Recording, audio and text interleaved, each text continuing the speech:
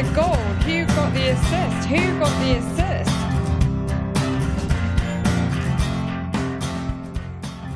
Hello. So an unusually sprawling FPL game week, punctuated by FA Cup action, draws to a close. Yep, City v Liverpool has just finished with the absolute demolition of the still drunken Scousers. A bit of an unexpected way for the game week to end, but perhaps tantamount to what's going to happen to the top six now, as all bets are off. Timely, given the nature of today's pod as well. It's yet another night which sees ourselves back to record another edition of the pod, and it also means it's yet another late night shift for me to get everything ready. But hey, we love it, and here's the next WGTA installment. Let's get on. Nick, how are you? You all right? Yeah, I'm good, thank you. We'll get on to the game week in a minute or so. Yeah, it was another eventful night of football, wasn't it? With the 4-0 thrashing and also Spurs unfortunately losing to Sheffield United, which had a very farcical goal ruled out for Harry Kane. But you're not here for us to talk about that. You're here for FPL advice, and we are Who Got the Assist. You can find us on Twitter at WGTA_FPL for Thomas, or at WGTA_Nick for myself, at FPL Stag for Anthony. And we're also on Instagram, WGTA.FPL. So, Anthony, Ant, how are you doing? What's on the agenda for this edition of the pod? Evening, lads. It's great to be back again. It's nice that after Liverpool being crowned champions, we've seen the peak, and the collapse into the trough has begun. I really enjoyed that game. It's just a pity the fifth goal was ruled out for offside, in truth. But yeah, look, we'll move on from that. Great part of the night. So we're going to kick off, as is now our custom, with our game week review and the market forces. That's going to set the scene for this week's main discussion, which is going to be a focus on the top six. Nope, not the top six that the media has glamorized and features on Deloitte Rich lists. This is the top six as told by the one source that doesn't lie, the Premier League table. Sorry to the fans of Spurs, Arsenal and Sheffield United for that one. So we're going to be asking ourselves questions such as how many Liverpool assets, and given City's fixtures, is it KDB, Mahrez, Sterling, or even Big Phil Foden that are our options, and are the defenders worth considering? And look, then there's the rest that are aiming for those final Champions League spots. Fifth, of course, could be a Champions League spot if City's ban is upheld. So we have the free-falling foxes, winless since the return, Lampard's Lambs, and the Bruno-inspired United, and finally Wolves. So lots to get through with just those six teams alone, really, to be honest. But first of all, let's get started with the game reviews. Yeah, let's do that. So let's start at the top, which is, that's me for once. What the? I'm going to enjoy it while it lasts, guys. 87 points for me this week. Thank you, Aubameyang. 2 goals and an assist. And to be honest, it was very, very lucky. Both of his goals were absolute gifts, and I'm going to take them however they go in, and give me points for that first 3-pointer. But incredibly fortunate. I'm very glad the gambler's fallacy finally went my way. Finally my faith was rewarded in capital lowercase. Elsewhere, the likes of Bruno Fernandes, the likes of Kevin De Bruyne this evening, and the new signing Matt D alongside Saiss and Maguire at the back kept clean sheets. A few blanks though here and there, the likes of TAA and Salah tonight. Honest Raul didn't do anything, which definitely hurt a lot of people in that first early kickoff. And Dominic Calvert-Lewin, or Dominic gonna be binning him soon, also did nothing. 87, quite a decent 87 as well. Knocked about 100k off my rank, which is pretty good. And I'm now staring respectability in the face, but can't wait to snatch defeat from the jaws of victory over the next few weeks. So I epically screw it up, of course. Nick, what about you? It was another good week for me as well. I got 80 points this game week. So my 3 highest game weeks for rank actually have come since the restart. So it's been really, really good since the restart for me. Now back up to sort of 50k overall rank. So really, really pleased with that. Aubameyang, the captain, delivered finally for Norwich. The 32 points, very, very key to my success this game week. Otherwise, there are 2 main assets as well that really delivered the points, Bruno Fernandes and Kevin De Bruyne. The rest of the team didn't really do much at all, to be honest. Saiss got a clean sheet, and Martinez also got a clean sheet, but he also got yellow carded, and I had Nick Pope on the bench, so I didn't really celebrate that one. And everyone else got 2s and 1s, but just those 3 key men really, really did the business this week. Finally, Stag, not so great this week for you, I hear. I can't hear you both from up there. I'm so far below you all at this stage. 55 points this week. I did a very boring transfer, which was Leno to Martinez, and I enjoyed the fruits of his clean sheet, minus obviously the yellow card, but did bench McCarthy, who did better. Two of my starters were benched, but came on as inconsequential subs, being Nketiah and Mason Mount. But they kept good old Charlie Taylor on the bench, who had 7 points, which would have been a welcome help, really. And those players, of course, would be considered Rikers to the two popular point scorers this week. Well, two of them anyway, Pulisic and Aubameyang. So that's not particularly good. So in my team, wherever there were actually points, aside from Martinez, it was basically clean sheets for Maguire and good old Matt Doherty, Bruno Fernandes and De Bruyne giving me points that everyone else got. And yeah, that's it pretty much. Rashford captain didn't come through. He kind of did the Martial week this week, really, and didn't get involved really from a shooting point of view. And it's just maybe underlines the red roulette that's going on at Manchester United now, that didn't work out. But at the end of the day, I think I was definitely chasing when it came to my captaincy pick. I wouldn't have gone for De Bruyne this week. Would I have gone for Fernandes either? Realistically, they were the only two players that I could have picked on my own side, but maybe I should have gone for a safer quote-unquote pick anyway. Mm-hmm. But look, these are the joys of being at just above 1 million in the world, and we'll continue to enjoy it while it lasts, because it won't be the same next season, I swear. Yeah, I was saying off camera, weren't we, that I think every week you've done something, I think that I can see the reasoning, the logic, like it's just not worked out, and you've been very much at the sharp end of that over the last few weeks, and indeed over the last few months.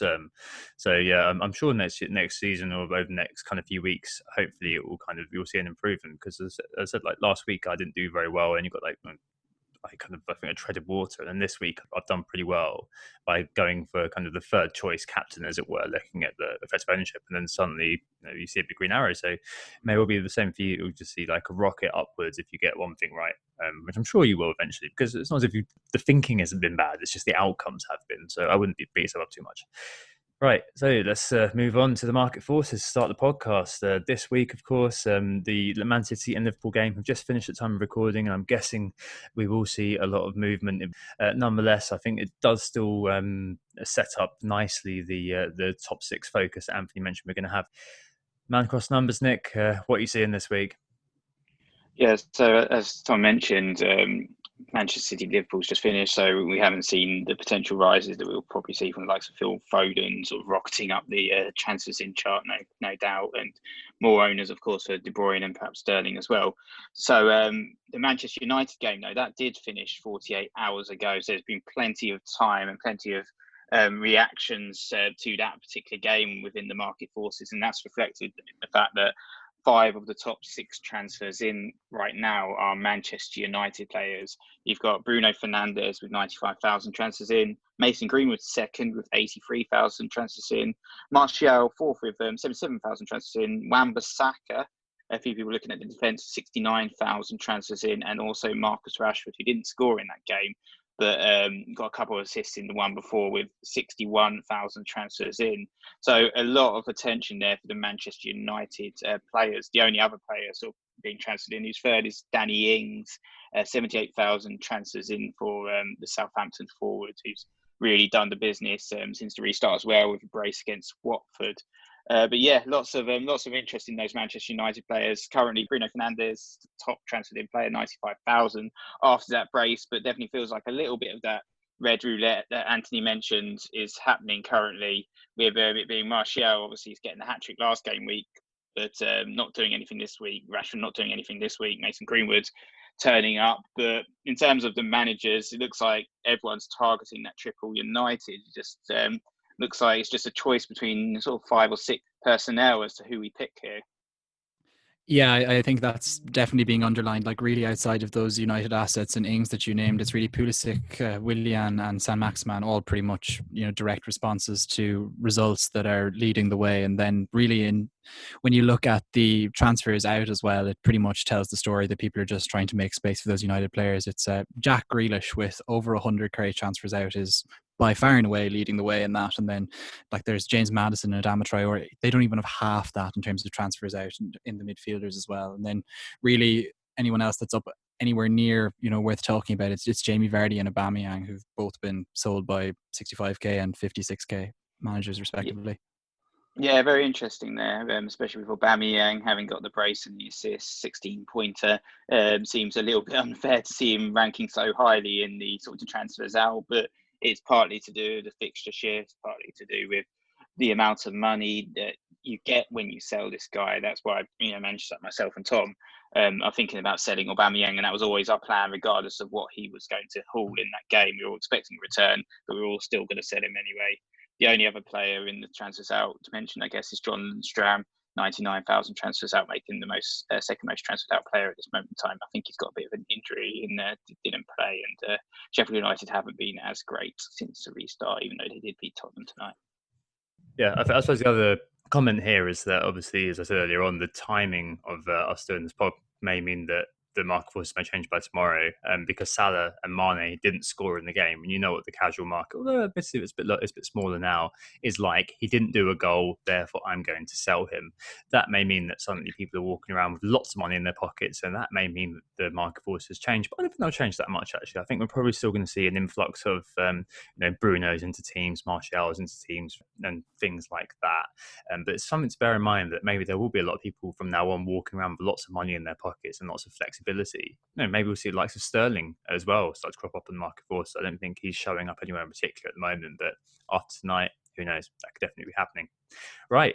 So pivoting from the market forces into our topic this week, I mean, the likes of, as we spoke about, Vardy, Maddison being sold to make way for United assets, and tonight's kind of outcome really highlights, I guess, what we initially thought of as the Elite Four, but actually kind of the Elite Five. Anyone who's played Pokemon knows that you face your rival at the end. So really it is five that you play.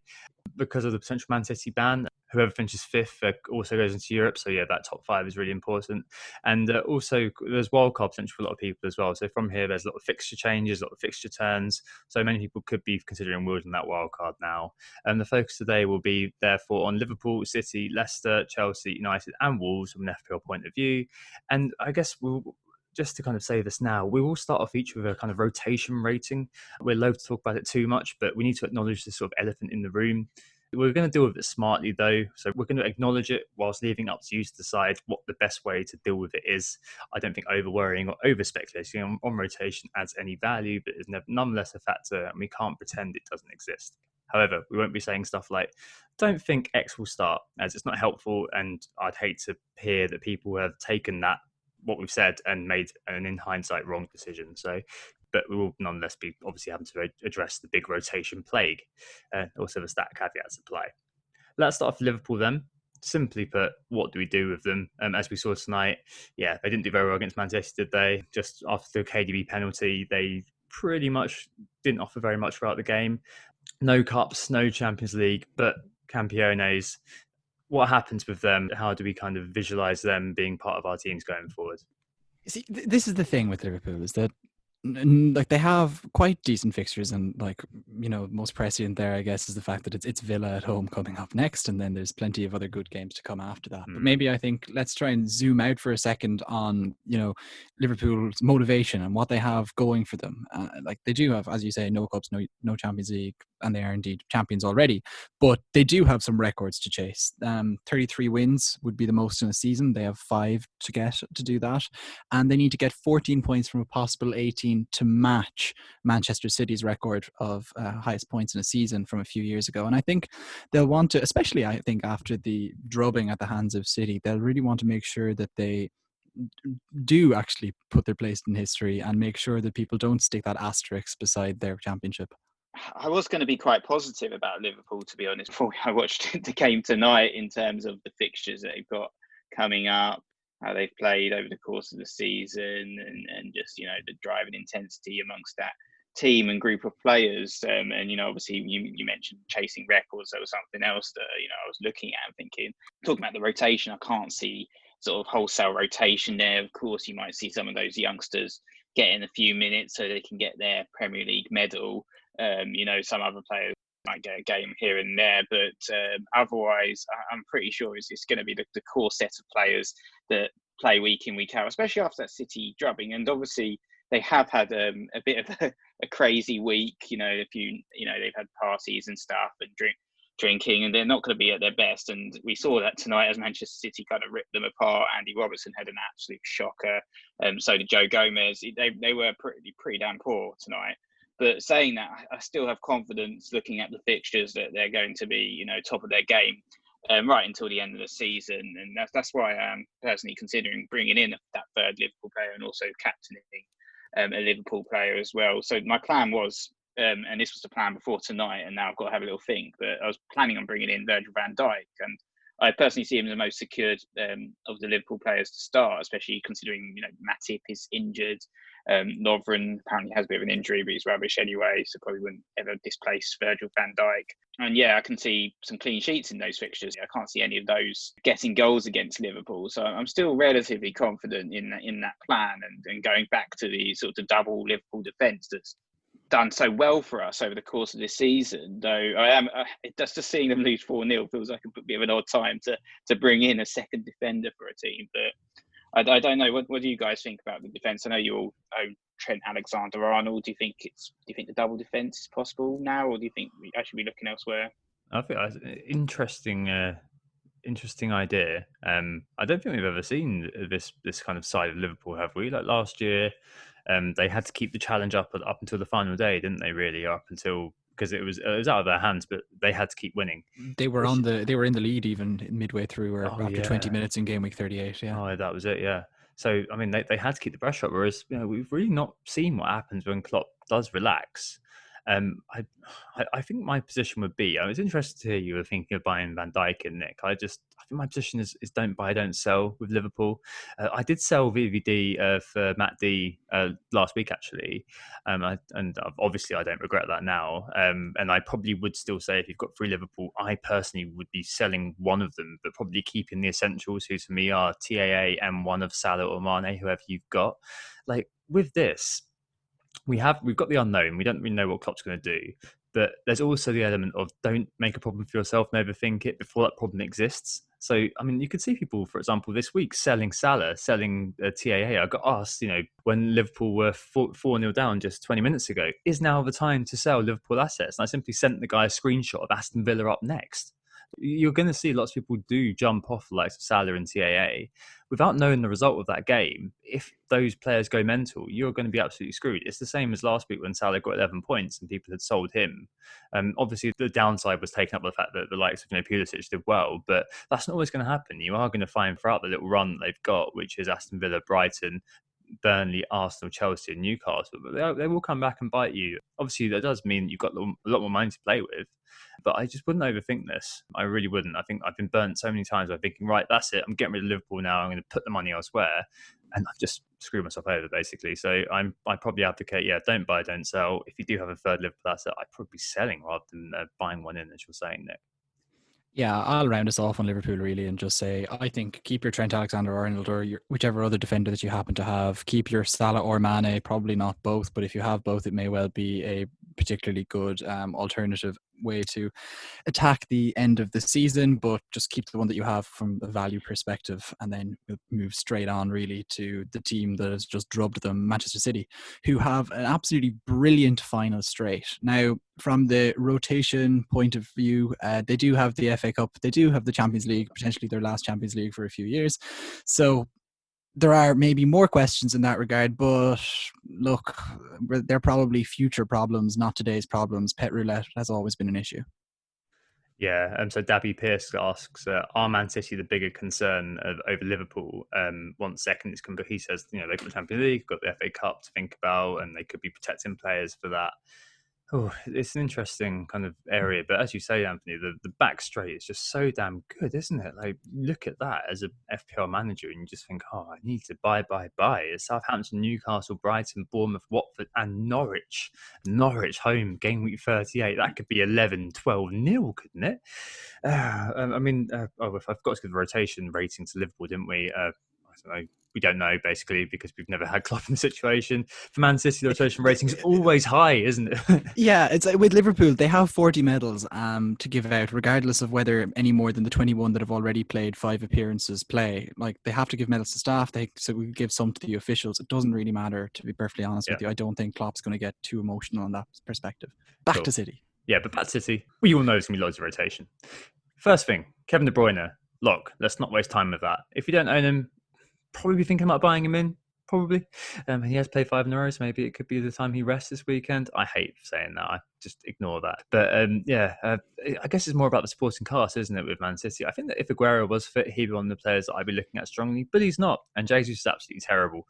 So it's really about the supporting cast. FPL Devotee asks, is Foden a good enabler or a waste of a valuable slot? But let's widen that to basically all the players that could be kind of surrounding Kevin De Bruyne in your selection process. Nick, you've been a Mahrez proponent for quite a while. Is the bearded Algerian the man who's going to be coming into your side?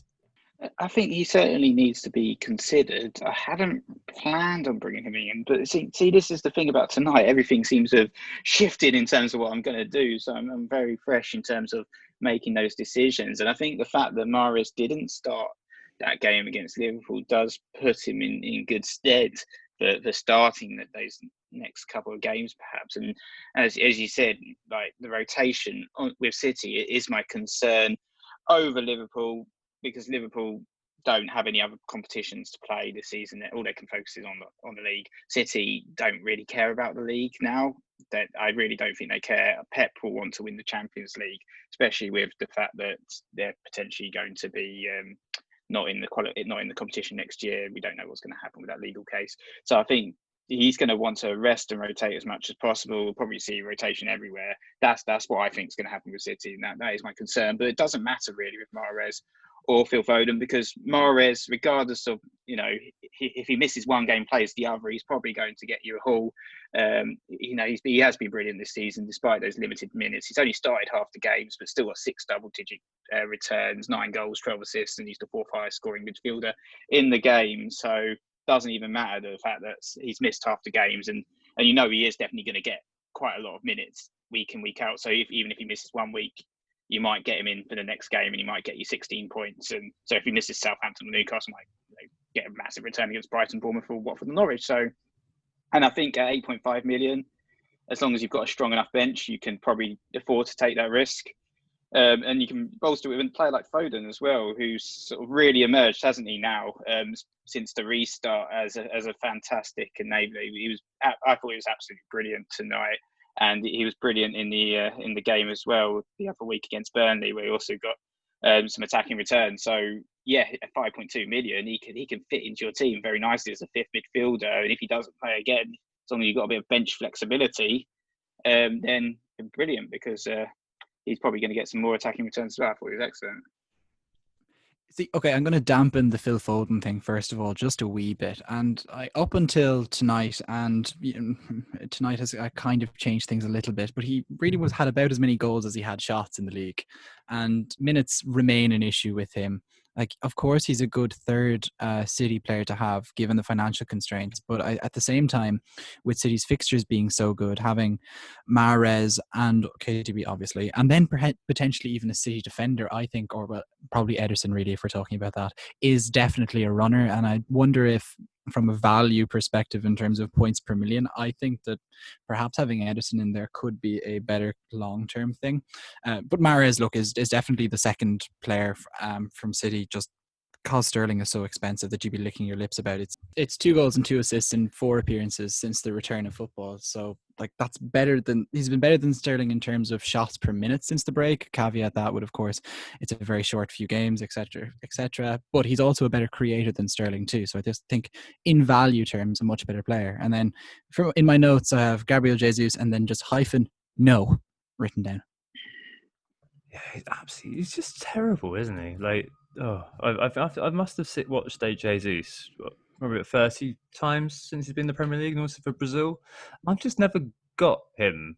Maybe it's just me. Maybe I don't understand it, but I just don't understand what he's good. Like, I just feel like you could put anybody as City's number 9 and Brazil's number 9, they'd have enough chances made for them. The amount of chance that he misses, squanders, makes the wrong move, does something silly. Like Guardiola says, he loves him because he can run. Well, I just don't get it. I mean, he does have those kind of godlike XG per 90 stats, but that's just tantamount to the fact that you're given so many great chances being City's number 9, I think, more than him being a good player. Anyway, supporting cast. There are lots of ways to look at this data, and frankly, it just probably comes down to who you fancy and who fits into your team.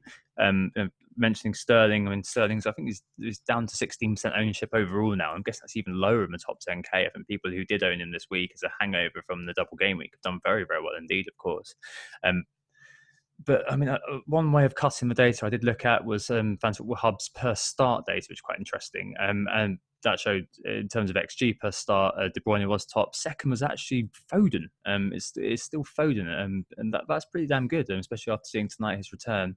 In terms of the XA, it's De Bruyne on top and Sterling actually second, but this data may be updated.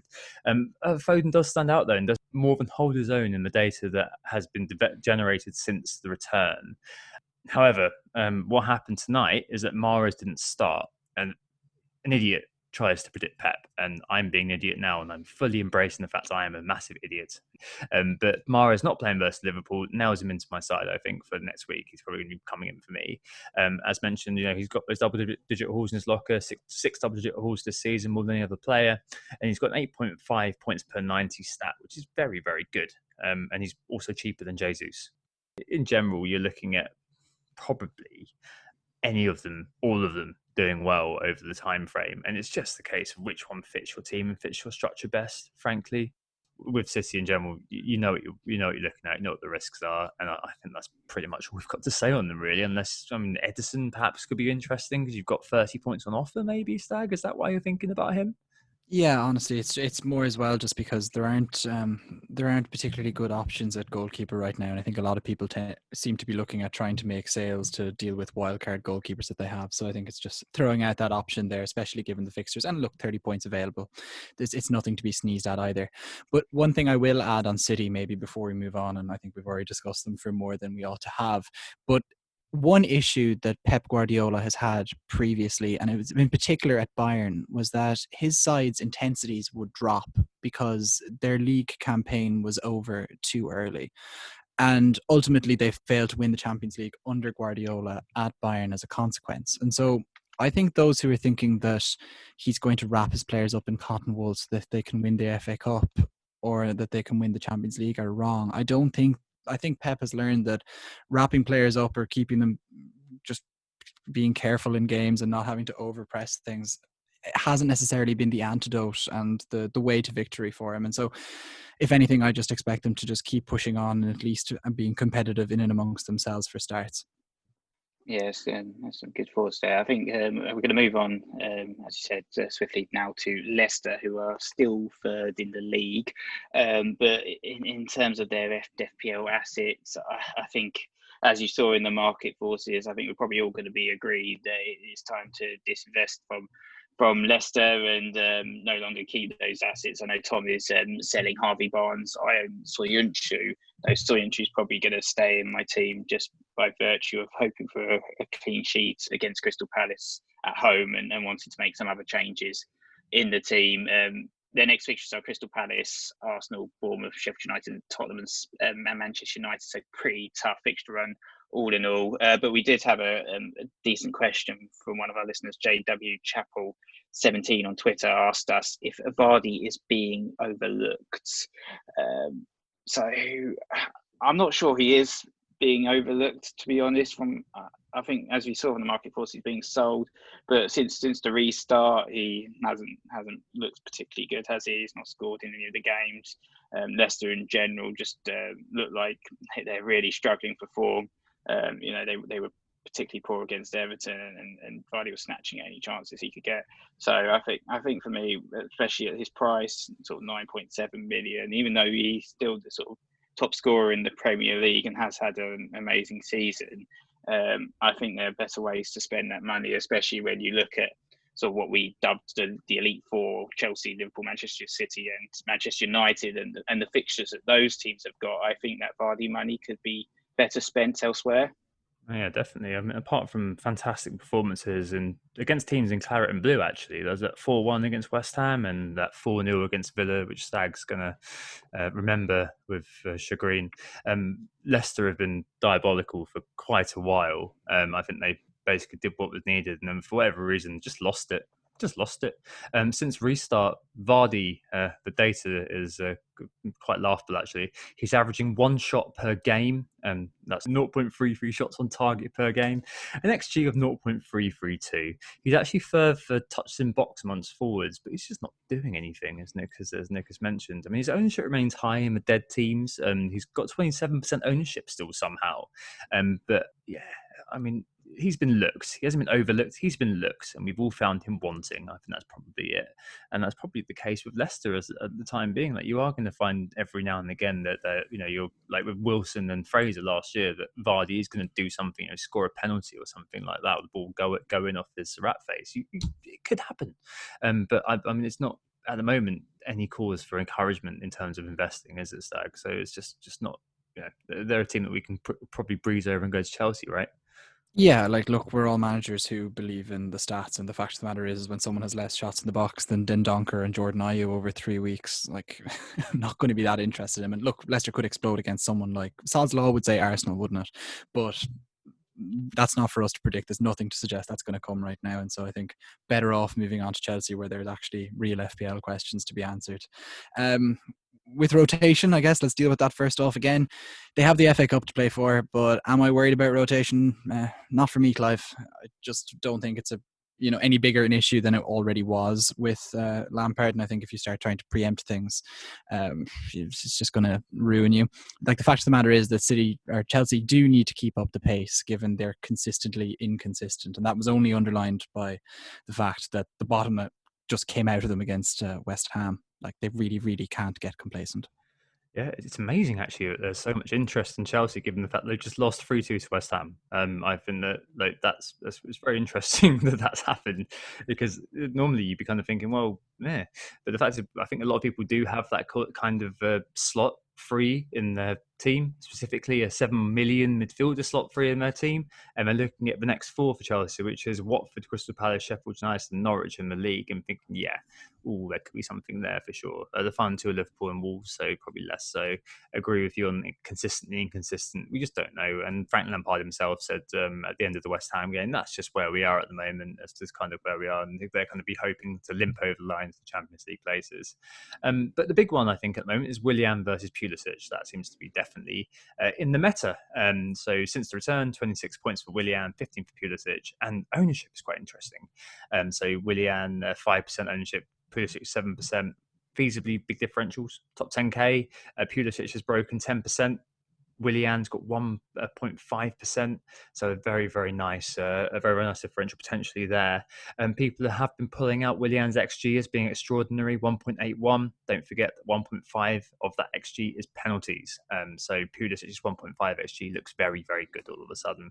And there's a lot of very nice non-penalty XG data out there. For example, I retweeted Simon FPL Analytics data earlier on today, which definitely commends Pulisic, Captain America, to us, I think. Nick, you said you've had a little look at these guys. What's your analysis here?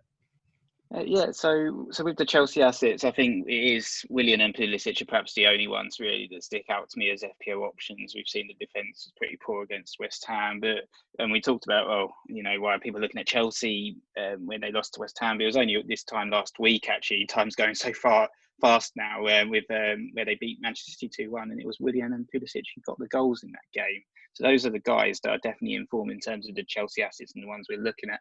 And yeah, when I looked at the two, and it definitely feels a little bit of like, it's sort of the young versus the old, doesn't it? The past versus the future. And when you kind of put it that way, you feel like the future's always going to win out regardless. But Willian is actually in the form of his life, and his form of his FPL life, surprisingly. It's going to be his best ever season. He was outscoring the likes of Raheem Sterling until tonight, and his underlying stats have been pretty damn good over the course of the season. Top 10 for midfielders for goal attempts, 6th for chances created as well, and got 5 assists as well to his name. So he's had a great season. But when it actually sort of like, when I compared Pulisic versus Willian, so Pulisic has had many fewer minutes, so I just kind of looked at sort of the averages per appearance for both of them, and it was actually Pulisic that won in terms of all the metrics that I looked at for averages. So his XGI was 0.5 versus Willian's 0.4. He had an XG of 0.4 versus Willian's 0.2 over the course of the season, 5.9 penalty touches a game versus Willian's 3.5. And a goal every 184.3 minutes versus Willian, who had a goal every 274.5 million. So I think between the two of them, it does feel like it is the American that wins out for me, and he possibly coming into my team as well. I'm looking to fit him in. That I can't fit everyone in, so it's kind of one of those decisions right now. Or is it Pulisic, or do I go with Mahrez. So a few more. I haven't got time. Maybe a late night tonight anyway, and a late night Friday night before I make any final decisions there. So I also pulled out some data on Pulisic and Willian being at the main thing. And I think I pretty much focused on the last 3 games when I was thinking about it. And I looked about really at attacking threat from open play. Like Pulisic is getting about 21 mins per shot. Willian's about 33.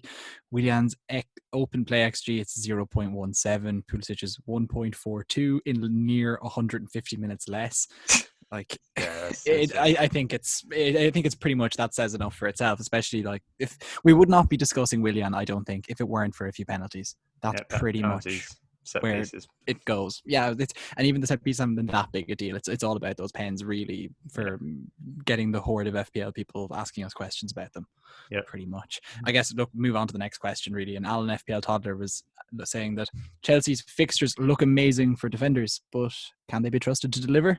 My answer is simply no, they really can't. No, they simply can't indeed. Their XGC since return is level with the likes of Bournemouth and Palace. They've been stubbornly mid-table since the restart. I can see the romantic kind of notion of bringing in Alonso or something like that, and they do obviously have those nice fixtures. The problem is Emerson was so bad in the FA Cup. I think that counterintuitively is bad for Alonso, because that might mean that Alonso plays in the match which matters, which is probably going to be the FA Cup semi. So I think that may mean the likes of Emerson may be given the league games. I think he'd be the only one I'd be interested in, to be honest, with the Chelsea defence, and they just haven't looked particularly solid, have they? So yeah, definitely no for me. Nick, you got anything to add, or should we just move on to Wolves?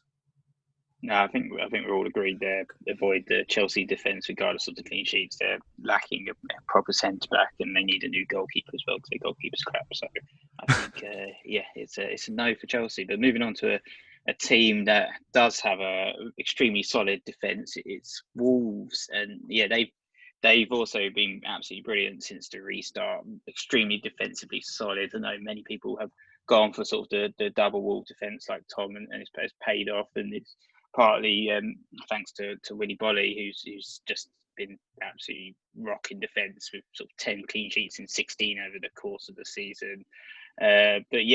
Wolves, I think their fixtures are stiffening a little bit with Arsenal, Sheffield United, Everton, Burnley, Crystal Palace and Chelsea up next. So whilst their fixtures seem a bit harder, some of the other teams like you mentioned, City and Liverpool and Chelsea starting to have some better fixtures. So I think it's a case that we all own these Wolves players, but are we gonna hold them? Are we gonna stick with them?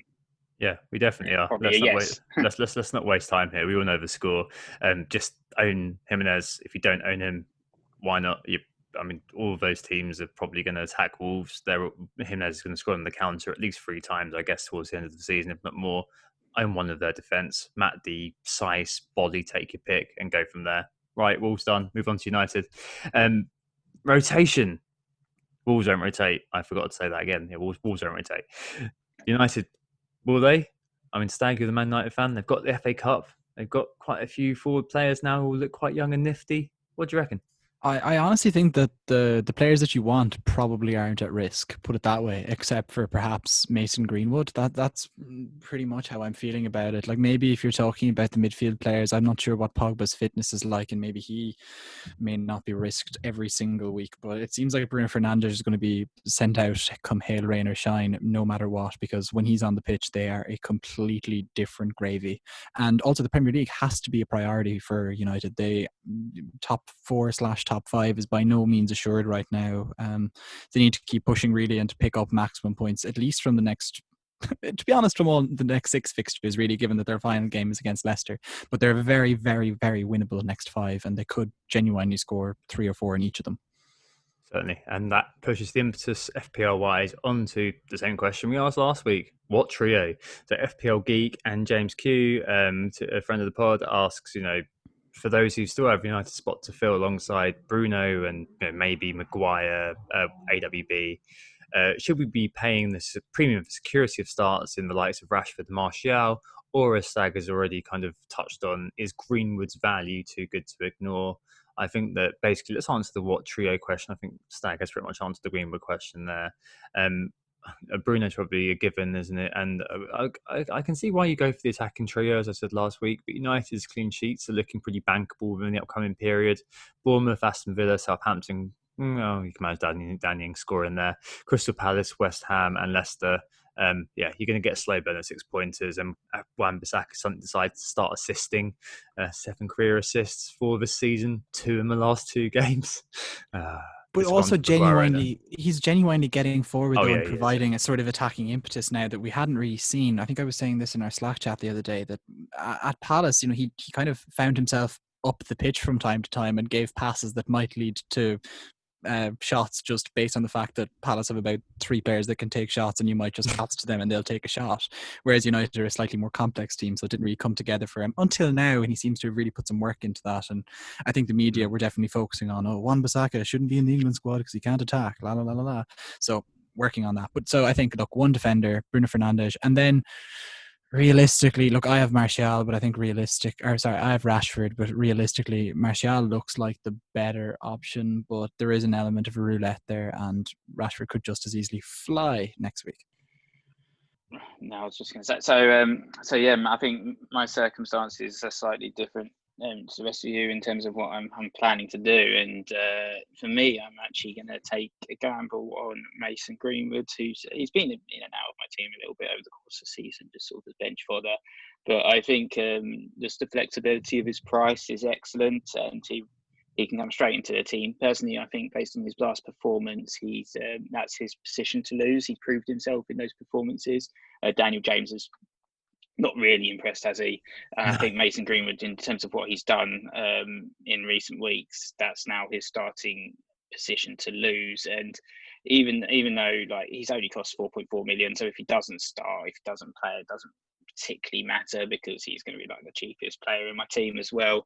Of course, it does fill up a Manchester United slot, and as you guys are saying, you can have the defenders. I'm going to miss out on the opportunity there for clean sheets, but my defence looks pretty solid without a Manchester United defender anyway, so I'm not overly concerned by that. And yeah, I think for me, Greenwood's decent enough player to come into the team. I think I mentioned on the pod last week as well about not transferring out players and bringing others in, and that was kind of vindicated to a certain extent in terms of the red roulette, in terms of what we saw this game week.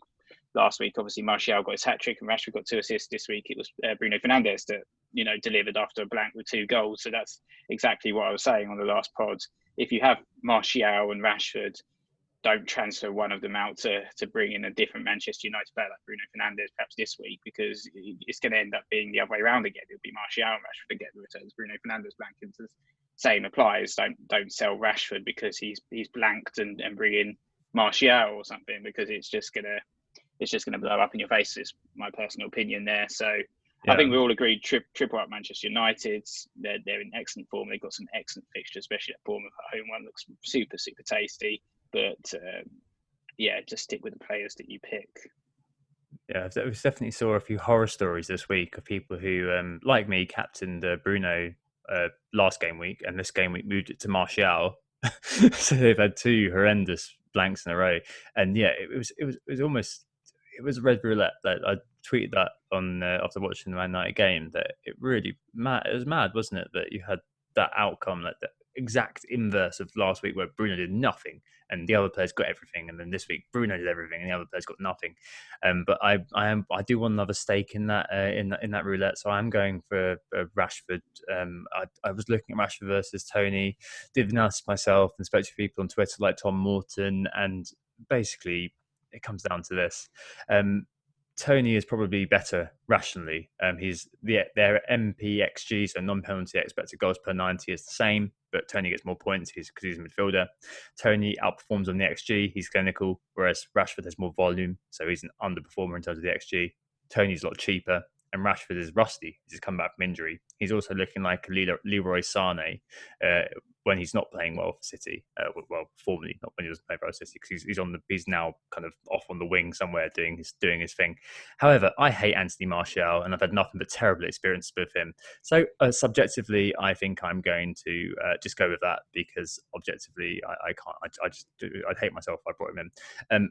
I also have some things in the Rashford Pro column, which are that my forward slots are probably where I've got the space, because in the midfield I've got the likes of Pulisic, Mahrez, and God knows, even the likes of Bowen or Antonio at West Ham, all queuing up to maybe fill that barn spot.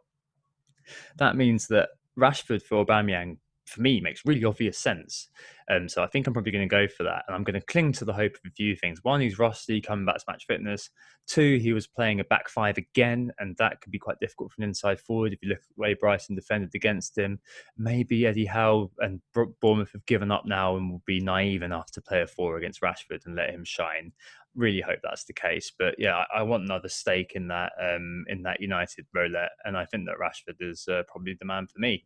But it's up to you, and I think it's again what fits your team best, right? Remember when United were on a good run just after Christmas, and then Bournemouth beat them 1-0?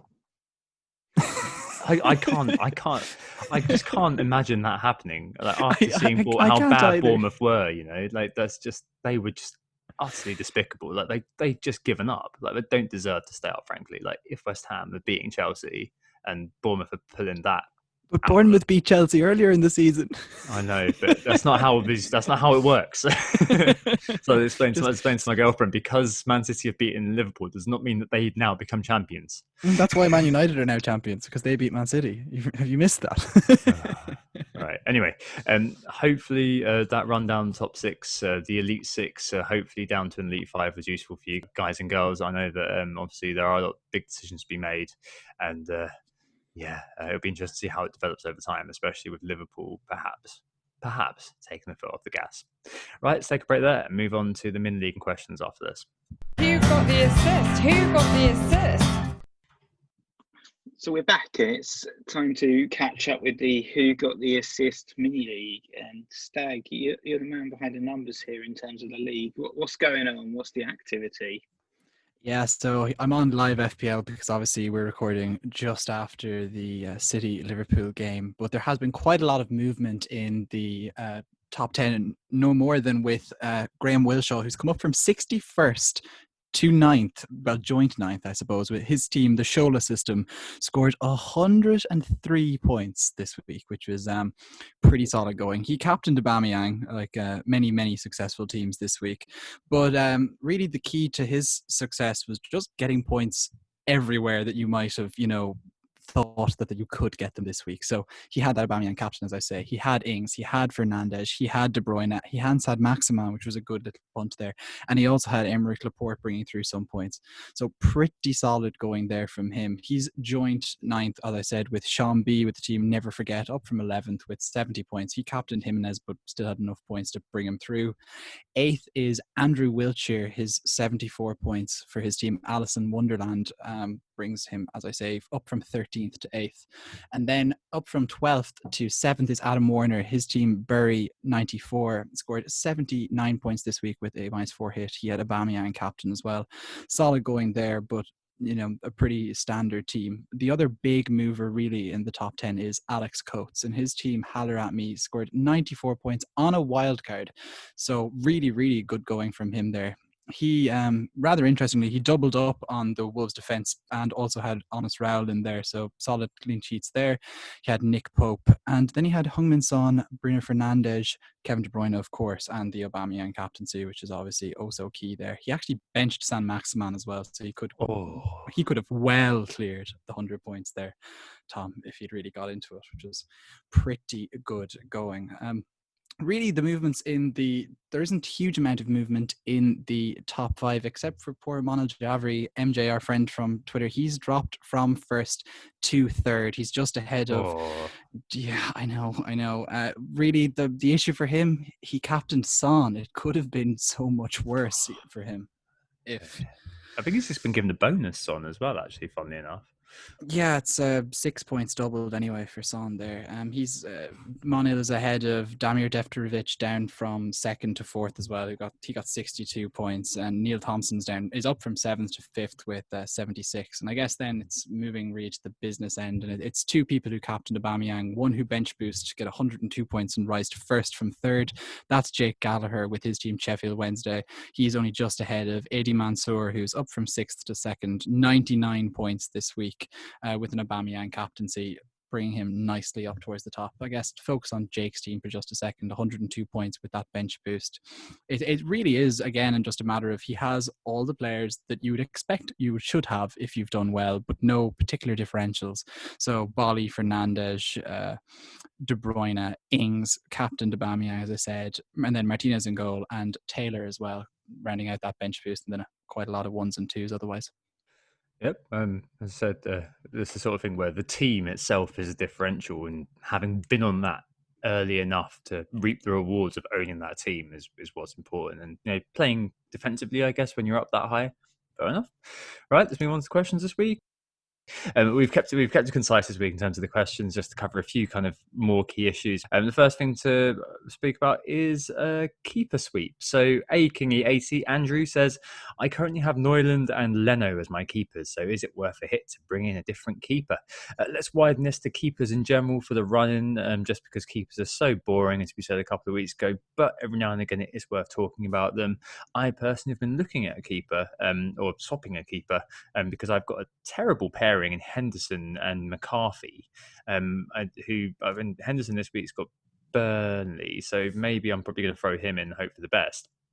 But going forward, that's a really terrible run. The issue is that I'm always going to have other free transfers to do, so maybe I'll just leave them in and hope for the best, and hope that Henderson trolls everybody because he's still fairly highly owned. I just don't know. I did look at Edison, as Anthony mentioned earlier on, just because I do think the last 6 games City are so good that there's probably 30 points plus on offer there.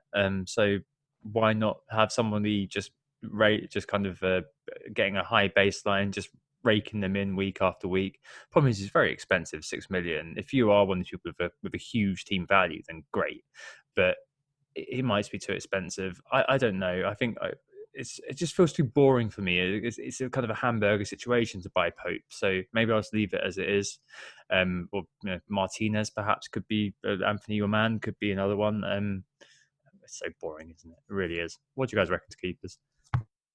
So I think for the first time, really, since I owned Dean Henderson at the start of the season and then sold him on wildcard, I'm actually happy with my keepers. I've got Nick Pope and Martinez, and I don't think I'm ever going to play Martinez again. I think I'm just going to have Nick Pope set and forget for the rest of the season, because this guy's just been absolutely brilliant, hasn't he? Over the course of the season, Burnley have just been ridiculously solid. So 13 clean sheets now for Pope there. So I think, he stays in. Pretty much just set and forget and not worry about that position again until the end of the year.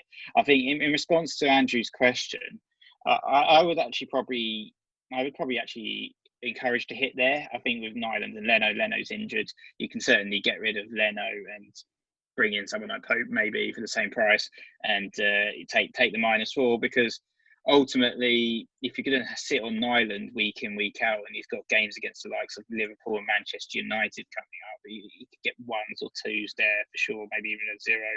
Depends how many saves he can make. Or you might even suddenly see him dropped again. We don't know for Pepe Reina, because he hasn't been particularly good, has he?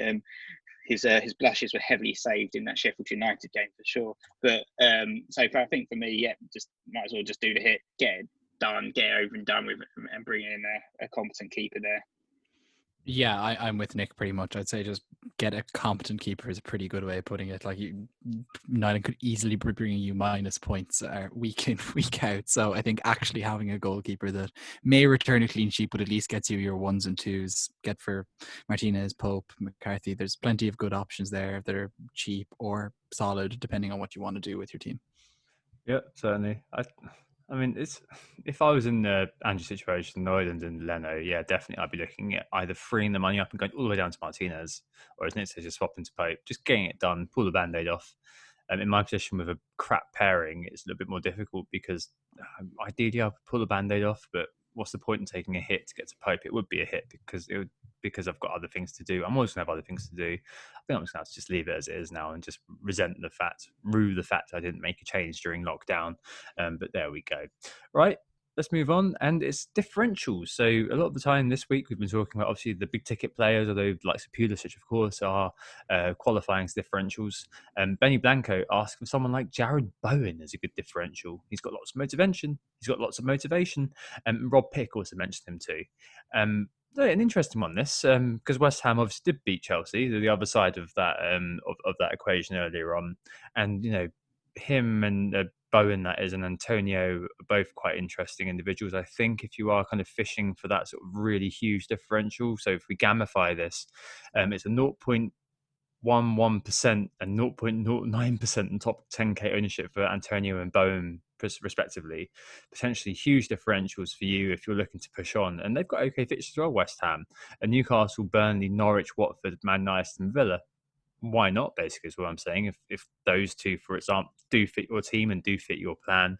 A couple of stats as well. Antonio is second for shots in the box and third for touches in the box. There's a decent shot volume since the restart amongst midfielders, and Bones on set pieces. And the likes of Souček, Antonio, and Diop, as Rob Pick mentioned, are great targets to aim at for those set pieces. So I think either sound like a really nice idea, but I can't help but wonder if Pulisic and Willian are better quality options and a better quality team. But motivation could be there for a relegation, relegation of evading team now, I suppose.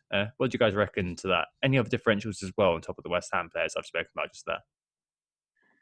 Yeah, I personally think the West Ham differentials are excellent picks. So if you can fit them into your team, Bowen was particularly impressive when he was at Hull. He got 16 goals and 6 assists in 29 games before he moved over to West Ham. And as Tom said, Antonio was the other one that I did also highlight, sort of playing out of position in Alai's absence, and picked up a goal and assist. For Chelsea, I think West Ham personally probably have enough about them to stay up, and the team really are starting to connect, like Bowen, Antonio, and Yarmolenko as well. The other differential probably worth highlighting, who did really, really well this week, was Alan St. Maximin, who picked up a hat-trick of assists in the game. Obviously, you don't get to play Bournemouth week in, week out, but he's looked really, really good, really fast, really dangerous on the wing.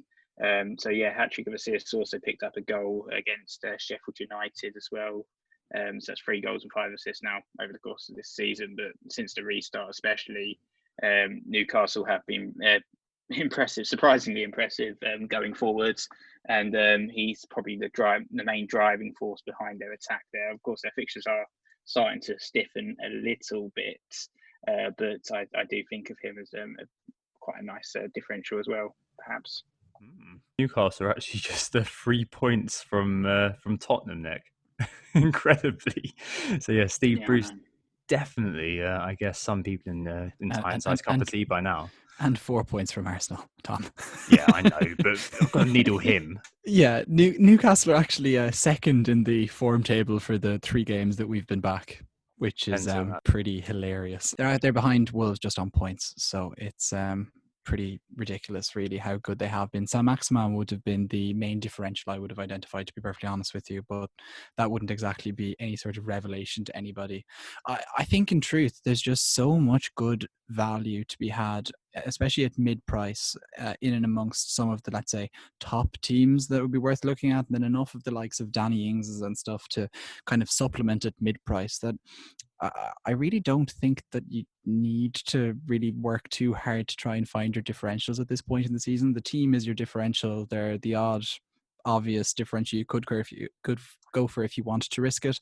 But even the fact of the matter is that someone like Raheem Sterling is just so hard to get into your team if you already have, let's say, De Bruyne, or you want to sacrifice a Salah or something. That's a bigger risk, I think, than going for somebody like a San Maximan or a, God forbid, Jared Bowen. Oh, well, I quite like Bowen, actually. That's interesting.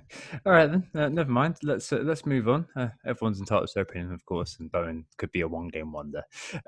Strikers on strike. So FPL Dougal Billy asks if it's simply a case of Jimmy and Rashford to end the season, or are there any strikers to consider?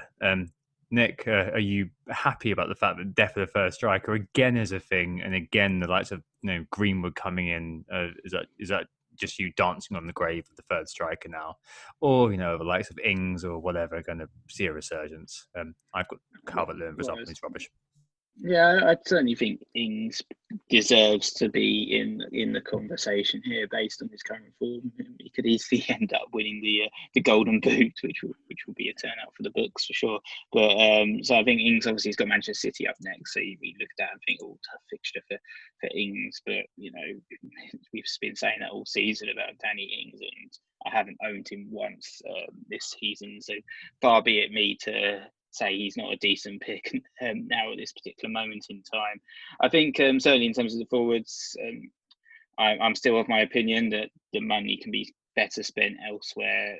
They're generally mostly overpriced. There's a few bargain picks, but I was quite interested actually in terms of what's available at the cheap end of that forward market.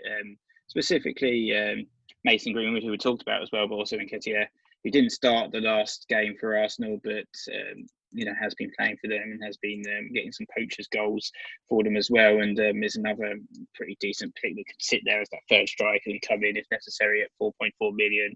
You've also got you've even got likes of Anthony Gordon and Aaron Connolly also getting game time, and they're only sort of 4.2 million or something, or 4.5 million. So there's definitely some options there in the third forward, which I think actually lends, and this kind of leans us to Tom's just message saying Shane Long at 4.6 million, and copy at me for me to recommend that guy after his infamous goal droughts over the course of the last few seasons. But it kind of what I was just talking about actually lends quite nicely to the final question we got asked as well from Andy Pemmons. I think both of these questions link very nicely together, and he said if there's scope to go with a big five in midfield. An FPL teacher also asked us if 3-5-2 was the way forwards, and I'm personally looking that direction. I think that's the direction I'm going to go with my own team, bringing in the likes of maybe Mason Greenwood and having that five-man midfield. I was just looking at literally just a few permutations, and I can put together a team of De Bruyne, Mane, Fernandes, Mahrez and Pulisic as a five-man midfield if I get Mason Greenwood, which I really, really like, and that's sort of ditching the Virgil van Dijk idea. And I could replace one of those guys with Anthony Martial if necessary as well. So certainly I think 3-5-2 perhaps looks like the optimum formation right now, but it's always changing in FPL, isn't it? You see, this is the thing. 3-5-2 probably looks like the optimal formation right now, but honestly, 4-5-1 might even be a viable strategy as well, given that, I know, as we've said this all season about Danny Ings, but they play City, then Everton, then United. They have a good, solid final three fixtures that he could definitely score in. And so with that in mind, you're thinking you could put Honest Raul up front along with good old Mason G and Eddie Nketiah beside him and have a really, really strong midfield. Get your double Liverpool defence perhaps as well, and really be well kitted out. And this is the thing, is that there are options at striker. I think a few weeks ago we felt we were drowning in the riches of strikers, and already because the midfielders have just literally last week. Yeah, was it last week? It all blends into one, Tom, but at the end of the day, the midfielders are now just better, so you can forget about what we said last week and just listen to us today. It's midfielders, bye. It's Martial, not Rashford. It's your Sterlings. It's obviously your Agueros are gone. It's everyone else. Yeah, I think that you're definitely going to see. It feels like the start of the season, doesn't it? It feels like you're going to basically have all of these trends week to week, meaning that we're going to be kind of thinking, should the formation change? Should X change? Should Y change? Really, I think that this week we've seen the diminishing clean sheets. It's definitely kind of meant that we've started thinking, should we put something forward? Should we go for a 3-5-2? Should we do something like that? Because the embarrassment of midfield options, like Pulisic, Mahrez, and having a killer midfield, Salah, Bruno Fernandes, KDB, Mahrez, and Pulisic, that probably is what fits the template right now. But next week, what could happen? And last week, a few people were going mad for Aurier, for example, and thought he would be a great pick to bring in because Spurs have got really good fixtures. Harry Kane could have a field day against Everton. Fantastic for him from defensive midfield, but he could do it.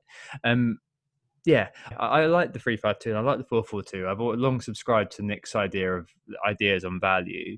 I'm probably going to be going 4-4-2 myself, just because I've got Charlie Taylor, who I'm probably going to have to field just to cover Pope over the next couple of weeks. And I'm probably going to be looking at, to answer Billy's question, Rashford and Jimenez as the two strikers, because that fits my team, basically. I don't know. I quite like the front six of Salah, Fernandes, KDB, Mahrez, Jimenez and Rashford. I do wish I could fit Pulisic in. I just can't within the scope of the transfers that I can make without taking a -12. I think it is to make it all work. So yeah, I Gotta do, have Pulisic on the 4th of July, no? yeah, maybe. I just can't make it work. I think if I was an American, I'd probably think, oh, yeah, it's a -12. I'm going to use it to celebrate. But in this case, probably not. I think that you've got to be mindful of the fact that the game is changing at pace. And I wouldn't kind of always subscribe to the newest fad. I'd probably just look at my own team and think, okay, what works for me? I do quite like the 4-4-2 for my team, but maybe different for your team. Cool. All right, let's move on to the final section because I've already started talking about it. It is transfers and captains. Just to kick us off with mine, FPL Electric asked me, are you still selling Aubameyang despite the haul? And as Nick said earlier on, yes, I bloody well am because he got very, very lucky. I got very, very lucky. Nick got very, very lucky. We both know it and we're both walking away happy, just like a lad at uni, basically. So I don't know all about that. But this week, I'm going to be selling Aubameyang, smashing that money piggy bank and bringing in Marcus Rashford. I think I'm going to then be moving Harvey Barnes on to Riyad Mahrez because Mahrez didn't start against Liverpool. Therefore, I'm hoping he plays against Southampton. To enable this, I'm going to be selling Dominic Calvert-Lewin and I'm going to be buying Eddie Nketiah, which is going to leave me with 1.7 million in the bank for later transfers. I'm probably going to be captaining Salah this week. I've got a strict no overthinking it policy, as you guys heard about last week. Salah is playing Aston Villa and Liverpool will be angry. I'm pretty sure that could be a demolition. So I'm probably going to be doing that. I could make a last-minute panic switch to Fernandes based on what Klopp says, because Anthony said earlier, Fernandes plays whether rain or shine. But yeah, I can't overthink Salah against Aston Villa, can I? Probably not. Anthony, what are you doing? This is going to come as a shock to you all. I might free hit. What? Which just kind of come out of nowhere.